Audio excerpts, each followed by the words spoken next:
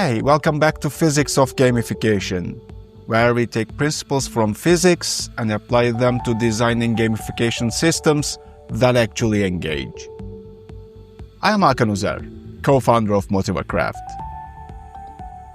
And today, we are going to the edge of a black hole.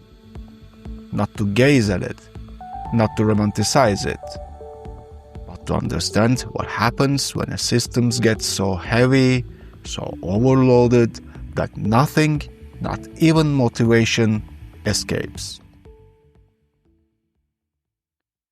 In astrophysics, a black hole forms when a mass becomes so concentrated that gravity overwhelms everything else. No light gets out, no signal returns. In gamification, the same thing happens, not with matter, but with mechanics. Too many missions, too many reward types, too many conditions. Every new layer adds weight. At first, it feels exciting. More features, more options, more ways to engage. But at a certain point, that weight starts to bend the space around it.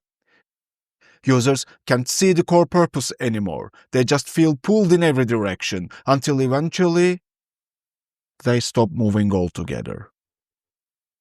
I once saw a sales gamification program that started simple. Hit your targets, earn points. Top performers got recognition every month. Clean, focused, understandable. But over the next year, new mechanics kept being bolted on. Daily micro missions for instant boosts. Tiered badges with hidden criteria. Multiple leaderboards, one for revenue, one for calls, one for engagement. A seasonal mega event that reshuffled scoring rules, and many more. Individually, none of these features were bad. But together, they created a gravity well. Newcomers had no idea where to focus. Veterans couldn't keep track of shifting rules. Managers had to spend half their meetings just explaining how the system worked. The weight of complexity collapsed the experience inward. Engagement dropped, even though there were more features than ever. In space, the event horizon is the point where you can't escape a black hole's pull. In gamification, there's a similar threshold. The moment when adding one more mechanic stops being additive and starts being destructive. This is subtle. It's not always about sheer quantity. Sometimes it's about interference. You might have a reward that motivates short-term bursts, colliding with a progress bar that rewards patience. Or a competitive leaderboard that conflicts with a collaborative mission. Or a feedback loop that pings too often, overwhelming the emotional payoff. When these forces collide, they create noise.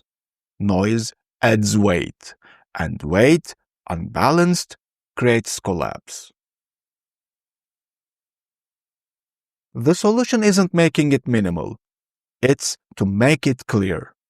Start with your system's core gravity. The one behavior you want everything else to orbit around. Every mechanic should reinforce, not distract from, that center of mass. Ask yourself, does this new feature make the core more compelling? Or does it make compete for attention? Then, manage information flow. You don't need users to see everything at once. Reveal mechanics gradually. Let them master one orbit before pulling them into another.